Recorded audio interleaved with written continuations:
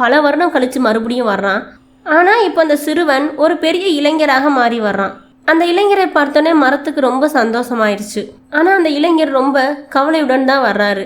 உடனே அந்த மரம் அந்த இளைஞனிடம், வா என்னிடம் வந்து விளையாடு, இந்த கிளையில ஏறி அமர்ந்து பாட்டு பாடு அப்படின்னு சொல்லுது.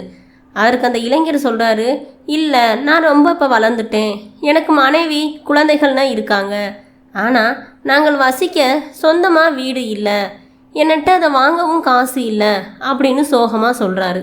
அதை கேட்டுட்டு மரம் உடனே சொல்லிச்சு, பரவாயில்ல, உனக்கு கொடுக்க என்கிட்ட காசு இல்லை, ஆனால் அதுக்கு பதிலாக என்னுடைய கிளைகளை வெட்டி எடுத்துச்சல், அதில் ஒரு வீடு கட்டிக்கோள் அப்படின்னு சொல்லி மரம் சொல்லுது. உடனே அந்த இளைஞரும் பெரிய கோடாரியால் அந்த கிளைகளை வெட்ட ஆரம்பிச்சிட்டாரு.